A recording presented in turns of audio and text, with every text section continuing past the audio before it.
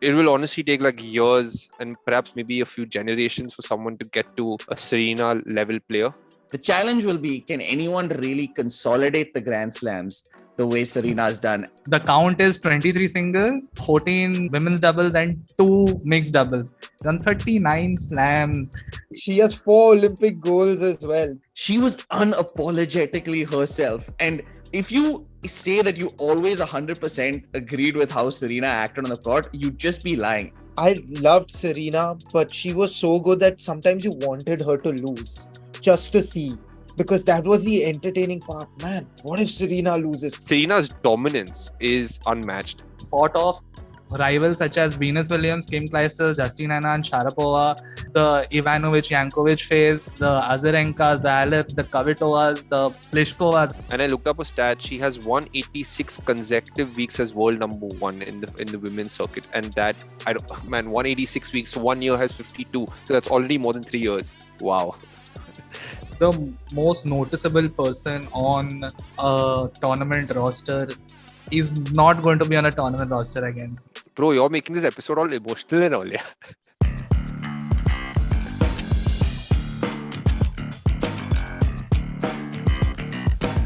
Hey everyone, welcome back to an all-new episode of All About Sports, the podcast, a weekly sports podcast for the fans, by the fans. I'm your host Mazhar, and I'm joined by all my 3 co-hosts today. We've got Gui. Yo, what up everyone? Krishnan. Yo. And Shubham. Hey guys. So this episode's a special episode, even though it's a weekly episode. It's a tribute to one of the greatest female sports persons of all time, Serena Williams, just bowed out of the US Open. And we thought that it's only apt to make this video for her and all that she's achieved. So to start off, we'll just discuss what happened in the US Open. And Krishnan, if you want to just take our guest through what happened. So Serena Williams, last game of her career, well, unless she maybe comes out of retirement, plays Tomljanovic, Australian, I think she's maybe originally Croatian, but Australian tennis player. She's actually had a great year so far. She had a pretty impressive Wimbledon, only unseeded. Again, I learned all this watching the game. I didn't know this beforehand, but learned from watching the game. She would have actually been seeded for this tournament. The only reason she was unseeded is because the US Open chose not to take any of the results from Wimbledon because the Russian athletes couldn't compete. So Tomljanovic has been on a bit of a rise. She loses in 3 sets, unfortunately. But I just want to say a really, really phenomenal game. I'm just confirming what the exact score was. I know it was 3 sets. Tomljanovic winning 7-6, 6-7, 6-1, winning the first and the third set. But it was an absolutely rocking scene in the stadium. Obviously, it's in the US. It's Serena Williams. The stars were out. It was one of the first times. I mean, obviously, US Open gets a lot of stars, but it felt almost more like Wimbledon because there were all the stars, playing at center court. But it was a really awesome game. The scoreline actually doesn't give justice to how fun the game was to watch. And massive credit to Serena Williams because she was cardio-wise, physique-wise, not in the same condition as Tomljanovic. She definitely was not in the same spot. Tomljanovic was the better tennis player. But this game was the perfect example of just mind over matter. Serena just stayed in that game. Even the last set, it looks like a 6-1 and looks deceptive. The number of break points and game points at set points that Serena Williams saved when she's looking absolutely out of it, and not just saving them by Tomljanovic making errors, Serena Williams going for the winner was just amazing to watch. She had the entire stadium on their feet. Everyone was on the edge of their seat. And you know what? It reminded me, what it reminded me of? It reminded me of Kobe Bryant's last game. It really reminded me of that. It was obvious that she was not in her peak, but she just was finding ways to hit shots when she could get to the ball, to hit shots that you thought were now past her career or past what she'd be able to do. So it was really emotional to watch. Tomljanovic was an absolute champ about it all. She was getting cheered. There were massive cheers when she would double fault, but she just stuck with it. I thought she showed great character. She didn't get phased by it at all. Said a really nice piece afterwards. But awesome game, but out in round 3. Phenomenal game to have watched. Congratulations to just an incredible career and putting it all on the line in the final game. And Quick question, Krishnan. Was it already announced that this is going to be a last tournament ever? Yeah. she put out a letter. She put out a article on Vogue, basically saying, announcing her retirement. But I don't know. She seemed like after the way she spoke in the post match, like she almost had more in the tank. But I mean, she's kind of been stepping away from tennis for the last year or two. So yeah. I'm going to come to you, Shubham. She played this last tournament aged 40. She still made it to the third round and 23 Grand Slams. Individual, mind you. Don't forget her doubles Grand Slams. She has 14 of those. And all 14 with a sister, right? Yeah, all 14. Yeah, I mean, she might have some mixed doubles ones as well, which I don't know how many are mixed doubles, but all the women's doubles were with Venus. Yeah. 37 Grand Slam titles. She's aged 40. Do the math yourself. She's not played tennis for that long, obviously. Man, take it away, Shubham. Just your thoughts. And what has Serena left behind? What's the legacy? What has inspired you about Serena as well? So, yeah, other than just the sheer volume of titles that she's won, which will be, it will honestly take years and perhaps maybe a few generations for someone to get to a Serena level player in the women's circuit. But I kind of remember the first time when I saw Serena play and I was like, wow, what a tennis player. This was Wimbledon against Sharapova. And I think Sharapova won that Wimbledon. So it was actually my introduction to Sharapova because Sharapova was 17 or 18 when she won the Wimbledon against Serena. And I was like, okay, Sharapova is crazy good, but then just Serena's dominance is unmatched. And some other things about her also, Serena and Venus, is I think in the women's game, they were the two players who got a lot of swag into the courts, with their fashion sense and just with their entire aura, their style. I just think, I'm sure, I've not done too much research, but I just get a sense for the African American community also. They must be big inspirational figures. Their movie came out, I think it was their father's movie, King Richard. I haven't seen the entire movie, but again, the movie talks about their struggle, moving from their hometown, getting homeschooled, focusing so much on tennis and becoming these mammoth stars. So yeah, I think Serena on the court, her achievements are there for the history books. Like I said, it'll be really difficult to break those records. But even off the court, in terms of her impact to her society, to her community, also now that she's a businesswoman investing in a lot of businesses, she has transitioned from a tennis player to now a business person. Yeah, I just think, players like Serena, she's 40, Roger Federer, he's 40.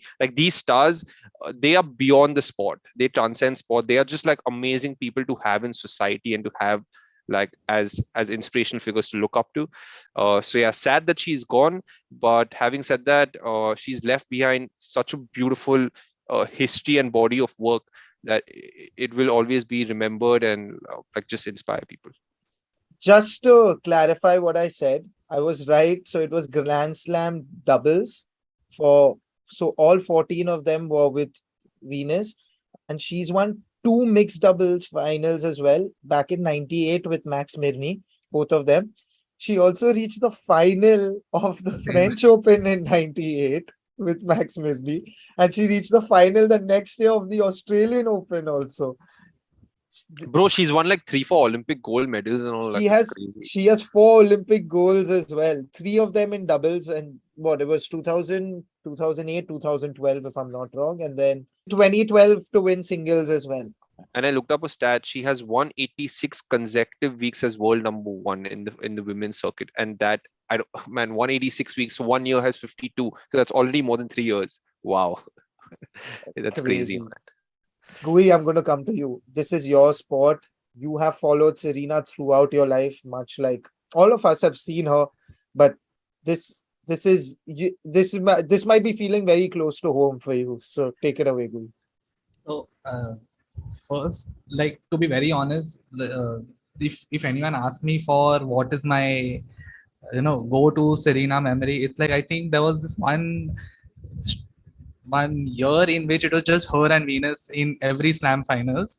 And after which, where she had her first injury debacle, to be honest. Like, we know she broke onto the scene like a little pre 2000, and then she had a slam before the 2000s, and then a few where she overtook Venus. Basically, Venus had more slams than her, and in that 1 year, she managed to catch up because they both happened to play all of the finals in that year.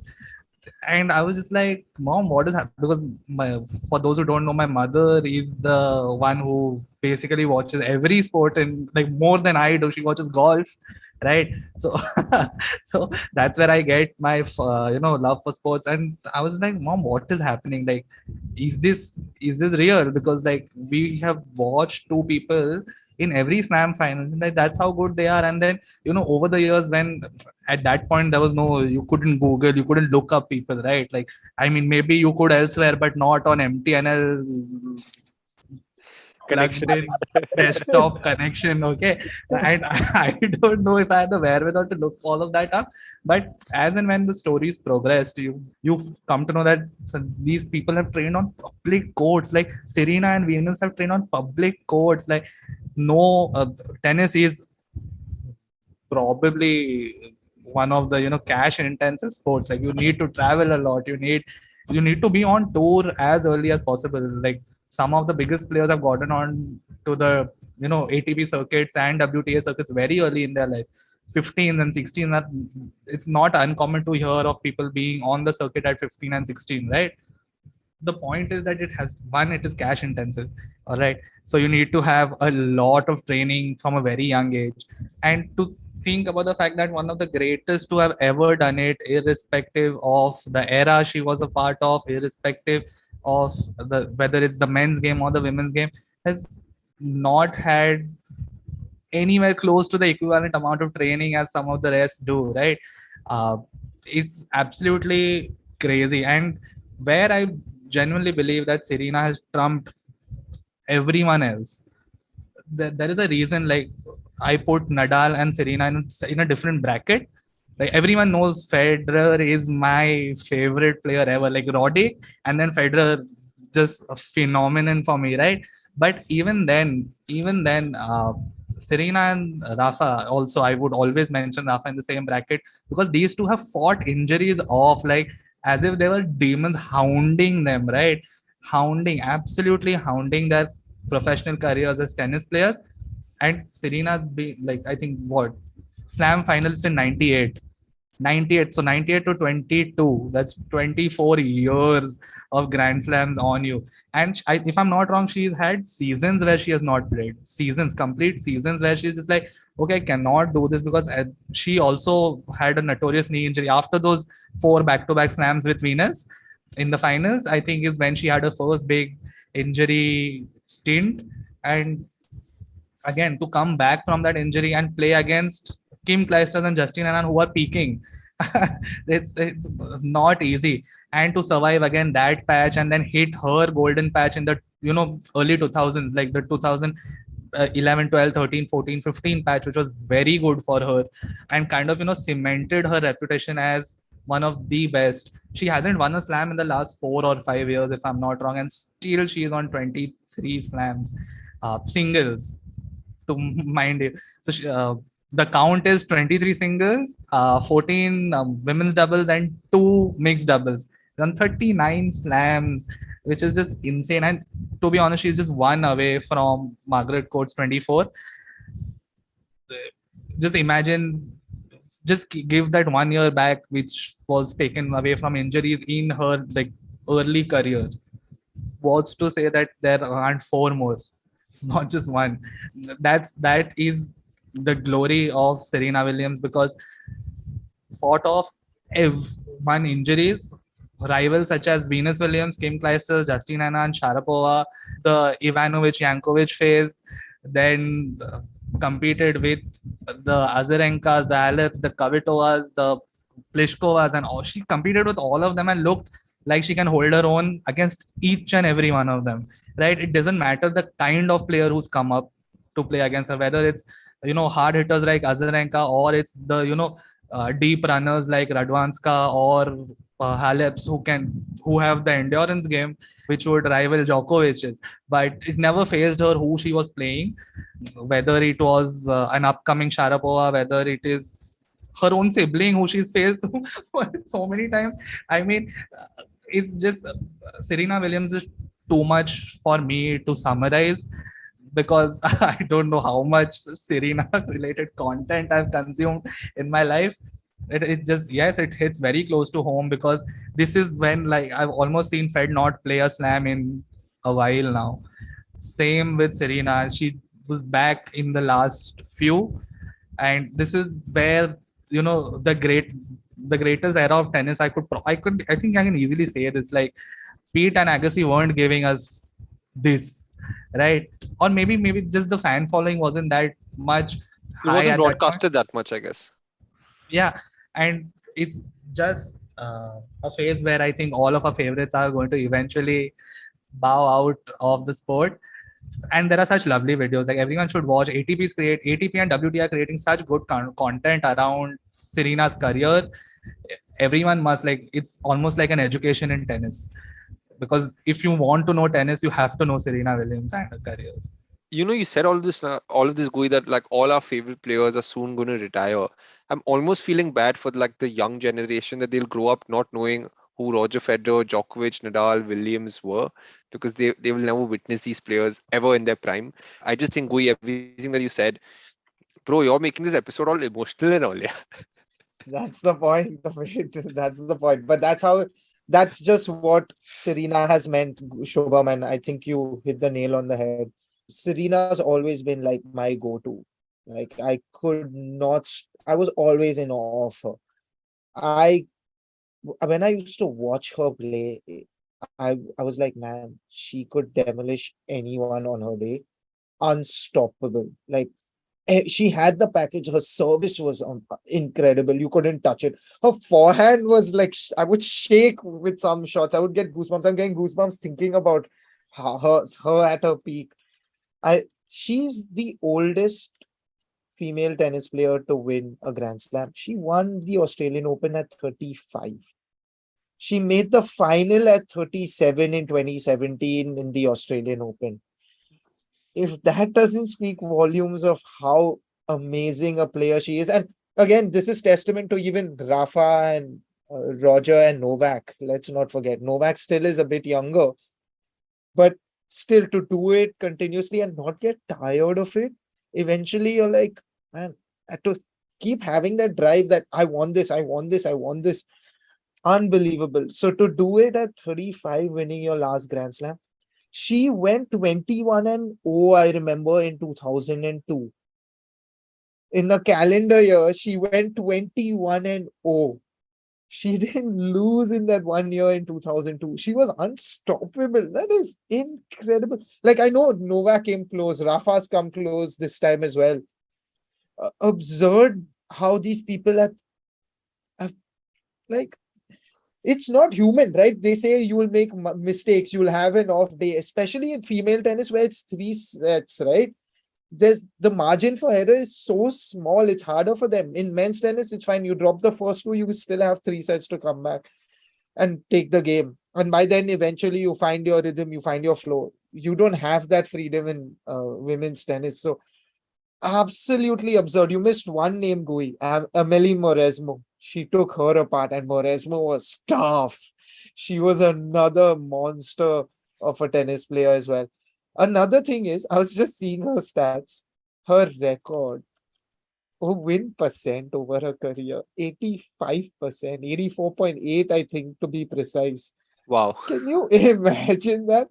She's 858 to 154. I don't know when this was last updated or if it's updated as per the latest, but 850 plus wins. Can you imagine that? And unbelievable.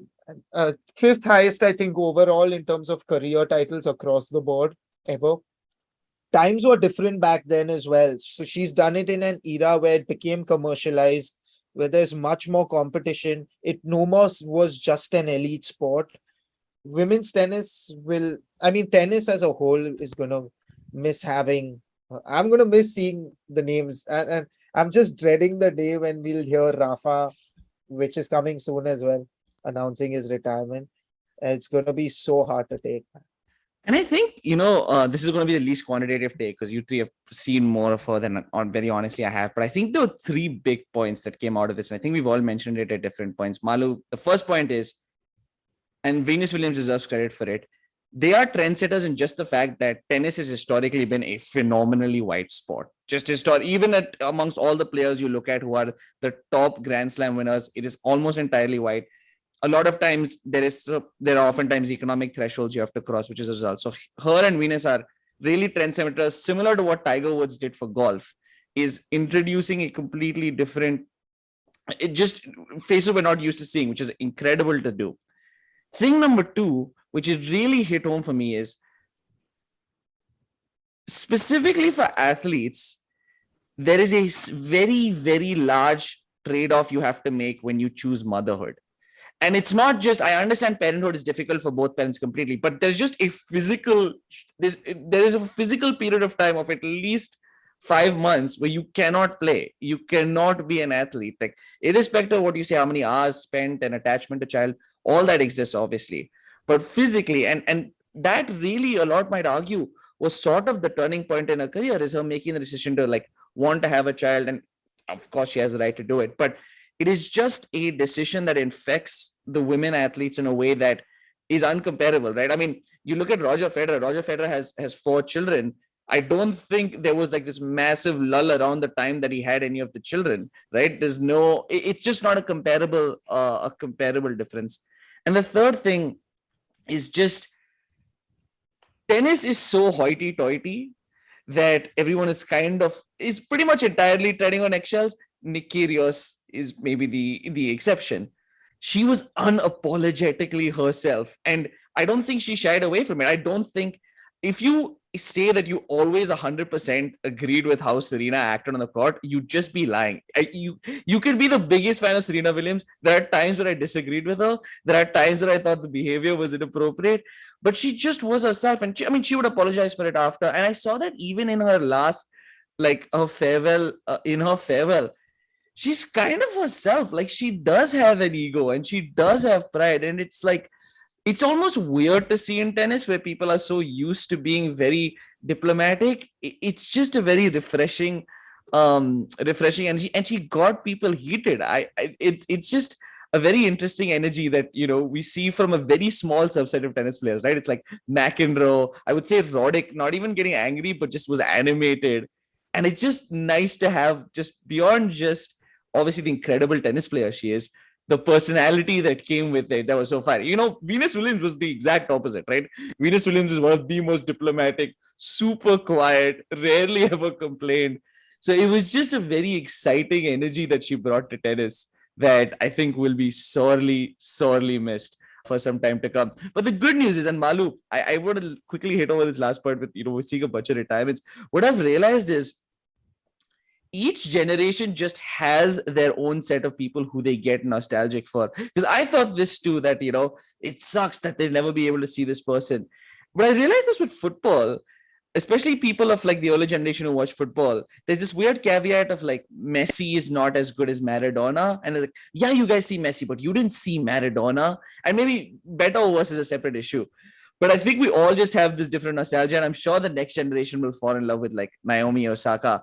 The challenge will be, can anyone really consolidate the Grand Slams the way Serena's done? And that's looking super hard, only because it's not been done. No other female tennis player is consistent enough so far, but incredible career. I'm going to say this, Krishnan. I'm going to say this. No one's touching Serena's record. I'm not even talking about overall, of course, because she's got an absurd number of Grand Slams in doubles tennis as well, plus 4 Olympic goals. That's again atrocious. Her numbers are absurd. If that's superhuman shit right there. But I'm saying no one's going to touch her 23 Grand Slams either. No one's going up to 20 altogether, at least according to me, in our lifetimes. As long as we are alive, I don't see it happening. I just feel, in any sport, when you literally become a goat within goats, Like for example, Serena Williams for her achievements, or you talk about like you take Ronaldo, Messi, whichever, like the pinnacle of your sport. I think like you said, Mazhar, you have to be like built different. I think like just there's something different about you. I don't know, maybe it just sounds absurd, but genetically or mentally, like you're just built different.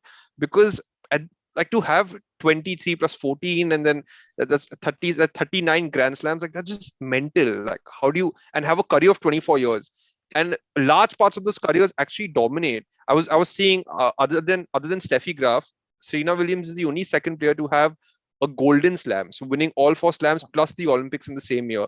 Like some of her records are just mental. So I just think these kind of players are like one in a generation.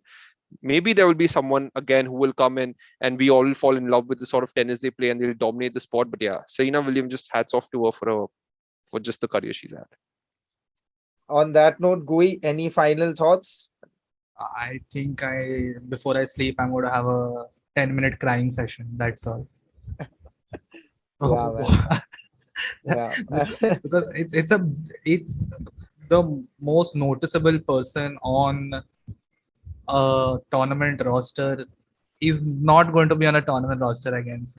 You easily, I think I'd look for Serena before I'd look for the big three, because because you need to know if she is going to have like 2 or 3 good games before she reaches the finals. That was the thought. Like she's making it to the finals, but with what amount of challenge?